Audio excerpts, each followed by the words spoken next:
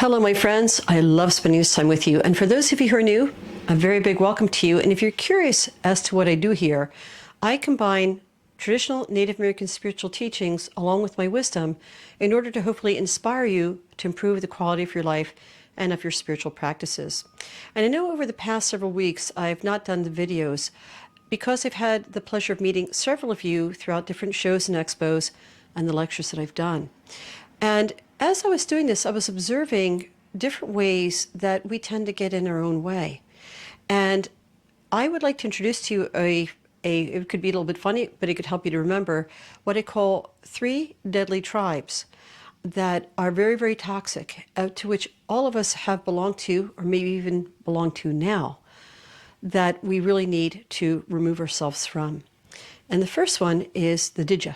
Did you do this? Did you do that? And it could be a case where you are either harping on yourself or you have somebody who's harping on you and pressuring you and potentially making you feel guilty of doing things maybe in a way or a time that you don't want to do it. So if you find yourself along the lines of the didges, then it's okay to say no, take a beat, begin to think of doing things in your own way. And if you have somebody who insists on pressuring you to do things in their timing and it's not realistic for you, then it is important to have that conversation of why it's not realistic, or approach things in a manner where it could be of the best way to work for all parties that are there. And the dijas, in that way, you can get rid of that tribal card in that regard.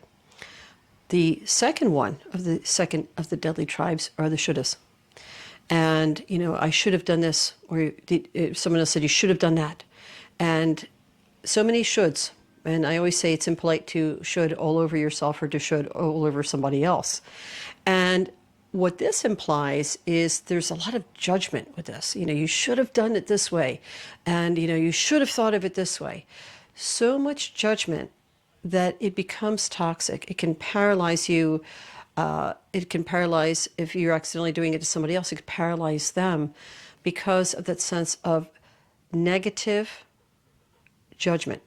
It could be along the lines of feeling as if there's only one way of doing it, very, very strict, and doesn't allow that sense of discord. It can feel very condescending. So with this, if you find that you're doing it as internal self-talk, that can become negative self-talk.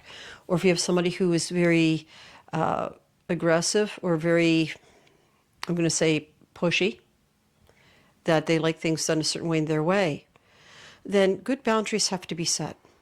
Again, none of these things are easy, but, maybe there's something that you should have done. But if it didn't happen that way, own your part. But don't have it be as a judgment of an all or nothing. If you have somebody who insists it has to be their way or the highway, then if it is at all possible, again, setting the strong boundaries. Maybe, yes, I should have done this if it's something that needs to be done, but I don't need to do it in your way. Or if it's an imposition, they feel that you should do this or should live your life in this way, then politely as possible, say sometimes you just have to agree to disagree. And that's the way they see it. That is their truth. But it is not your truth. And things don't have to be confrontational. But there has to be firm boundaries with this. The third one, which I find is just so sad, very incapacitating of the toxic tribes, are the yabbats. And the yabbats are when we are delaying doing something. When you know that you need to have a conversation, maybe taking a risk, a good one that will improve your life. Yeah, but, it's too late. Yeah, but it's too far. And a sub-tribe of the yabbats are what I call the terrible twos, because sometimes we'll use the word it's too late, it's too far, whatever excuses that we use. But the Yabbat tribe is always this idea of negating. So there could be something good that you can be doing, or something that needs to be addressed. And here come the Yabbats. Whoosh. Cutting everything down, tabling it, stepping to one side, instead of talking about. So if you find that you are part of the Yabbat tribe at any point, instead of allowing that tabling and avoidance, because really it's an avoidance tactic. With compassion, sit down with yourself, or if you find somebody else is part of the Yabut tribe, and try to understand where this resistance is coming from. So if it's with you, it's internal resistance. If it's with somebody else, what is their point of resistance or reservation with that? So the Yabut tribe tend to be more of, in a way, deflecting in order to protect, or again, protecting by avoiding, which again is really not a healthy or good strategy. So with this is of a different type of respecting that there could be fears or concerns in mind. There could be unresolved issues that are not being spoken or brought to light. So in order to be able, if you find that you belong to one of these 3 toxic tribes, or maybe you belong to one of the more than one of them, or someone else you know does, it doesn't go away on its own. You know, it is something that can become very ingrained. And if you're breaking free from the hold of belonging to one or more of these tribes, it will require uncomfortable conversations. There's no way around it, but it doesn't have to be conflict. But the minute that you break free from the dijas into, is it, you know, instead of like, did you? It's like, no, I choose to. Or you allow the person to have choice, into the shouldas. Well, it's like, well, there's more than one way of doing things.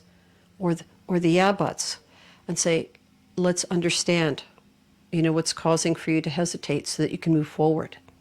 So this goes hand in hand. Each of these 3 can solicit different emotions within us that can bring up our shadow sides.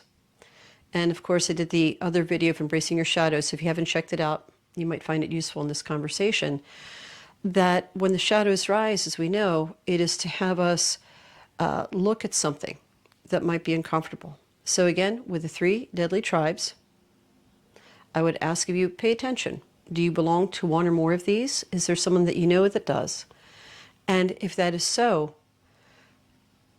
the only way that it can heal and move forward is through compassionate, open conversation in a space that feels safe for everybody, and being self-aware, because some of these habits are just so ingrained, we don't even realize we're doing it, or the person who we're talking to, it's just part of their way of being, and it doesn't serve.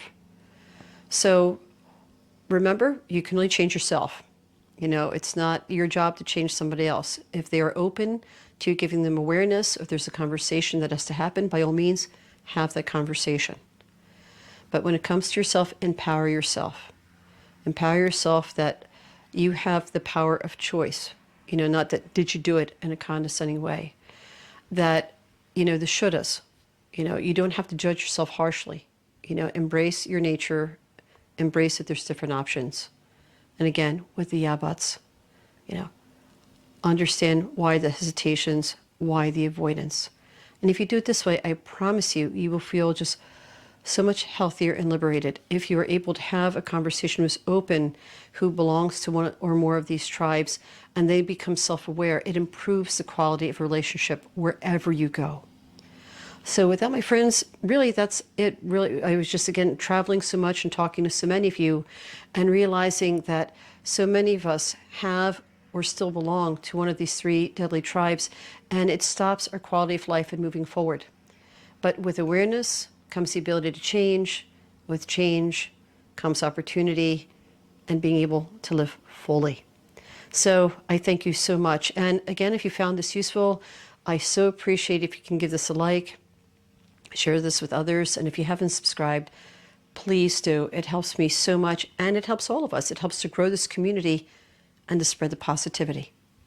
And so until the next time we have the pleasure of sitting with each other, again, walk in peace, break free from these deadly tribes, and bright blessings to you and those who you love. Bye.